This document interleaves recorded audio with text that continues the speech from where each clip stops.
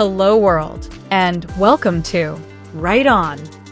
Coming up, fantasy tropes readers may hate.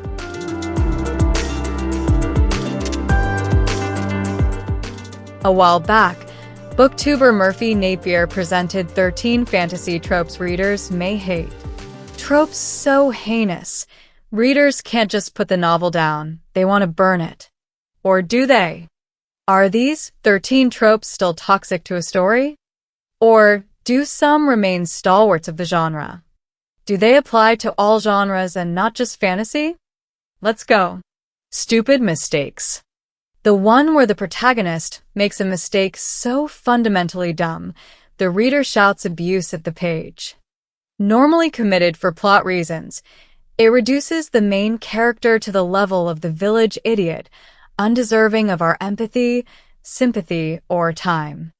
It's usually the trust placed in another character, often the antagonist, despite all the signs and triggers that scream, don't do it. The chosen one. How many orphan farm boys, marriage-age princesses, or inept apprentices have you read? How many turn out to be special by birth, blood, or hidden talent? By color of eyes, hair, or skin? Of those, how many fulfill the opening of a prophecy? You either live for this one or hate it with a passion. Flashback. In a fictional version of Death by PowerPoint, some authors inflict vast tracts of info dump and exposition. It's death by flashback. Every object, emotion, or line of dialogue triggers a flashback. We spend so much time in the past, the present story goes nowhere for chapter after chapter. This isn't specific to fantasy. Any genre can fall foul of this. But fantasy suffers more lengthy prologues and world-building by flashback than most. Insta-love. The main characters fall madly in love at first sight for the shallowest of reasons. Because? Plot. It's a fast way to elevate the stakes without wasting time developing relationships. It's fantasy. Who cares? Most of us, actually. Cute animals. There's nothing like a bunch of cute animals to blackmail readers into sympathizing.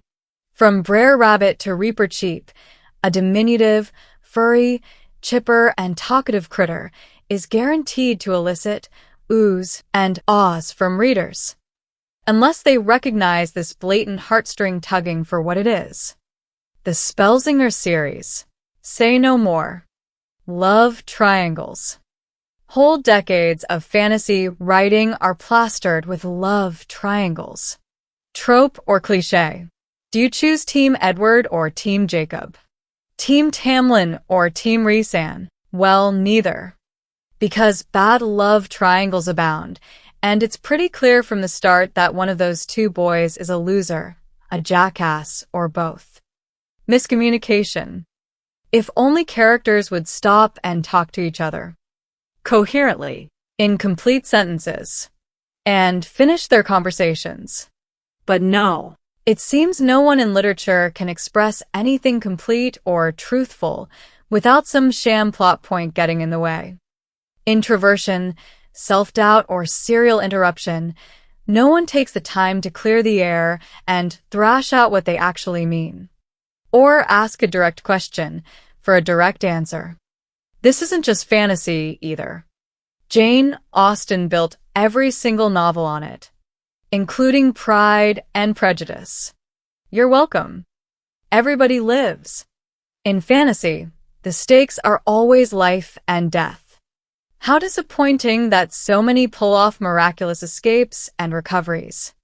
At the end, everybody important in the cast lives to love, laugh, and fight another day. Maybe not the guys in red shirts, not the bit players, or the obvious cannon fodder. Resurrection. Fantasy has magic, other worlds, other dimensions. There are gods and goddesses, wizards, witches, necromancers, and immortal beings for whom death is no longer the final barrier.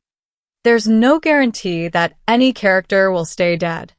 It undermines the stakes and the finality of certain sacrifices.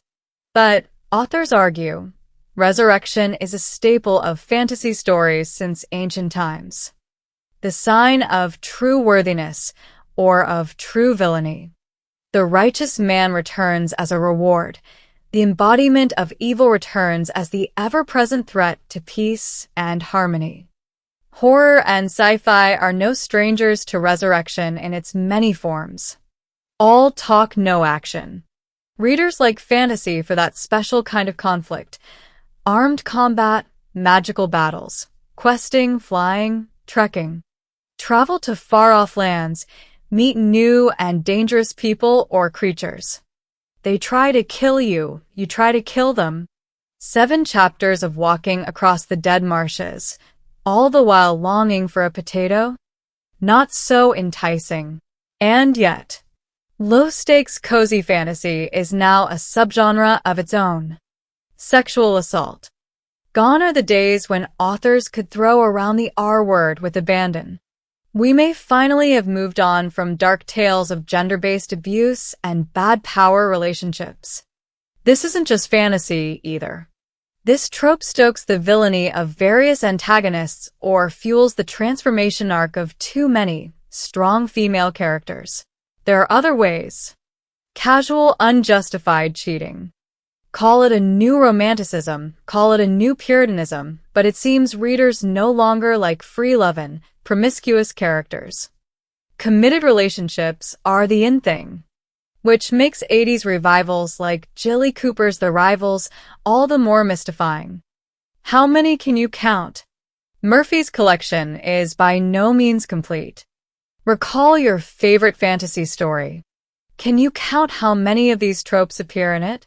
What of the others we missed? How many have I written into my series? How many do I subvert?